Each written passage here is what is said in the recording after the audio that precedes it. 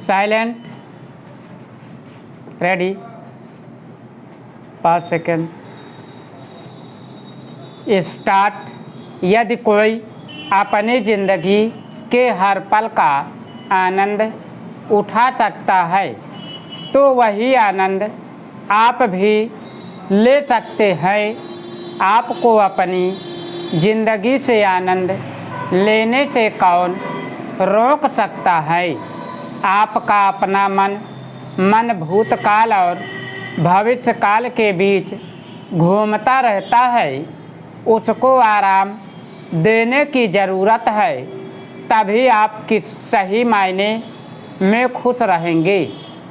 कई लोग हैं जिनके जीवन का उद्देश्य केवल खाना पीना और लोगों से मिलना है, लोगों से चिंताएं लेना है। अधिकांश लोग कहते हैं कि वे केवल सफलता पाने के बाद ही खुश रहते हैं। मान लीजिए आप कोई खेल खेल रहे हैं।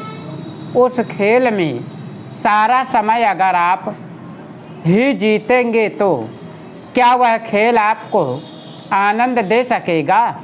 नहीं, स्पर्धा होगी तभी आनंद मिलेगा।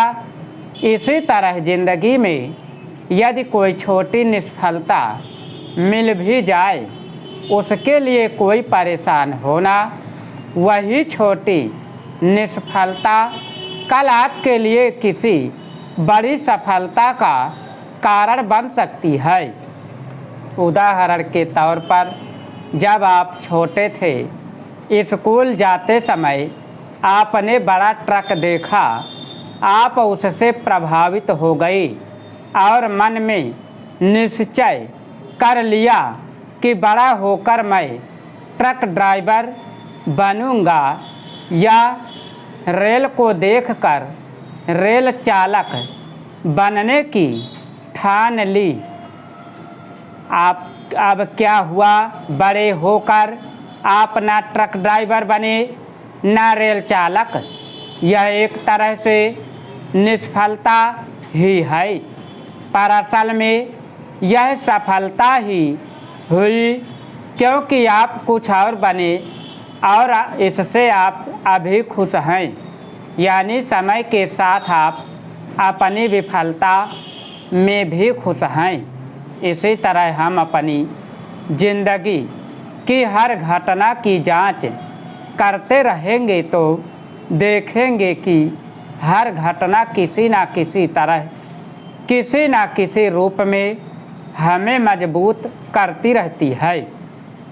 खुशी बाहरी परिस्थितियों का परिणाम नहीं, बल्कि आंतरिक अवस्था है। दुख क्यों होता है? दुख मन का स्वभाव है और मन या तो भूतकाल के प्रति आक्रोश व अफसोस से भरा होता है, या भविष्य के प्रति आशंका या भय या चिंता से। कभी कभी मन शांत हो जाता है तो वह आत्मस्वरूप हो जाता है। मन का स्वभाव है दुख, आत्मा का स्वभाव है सुख।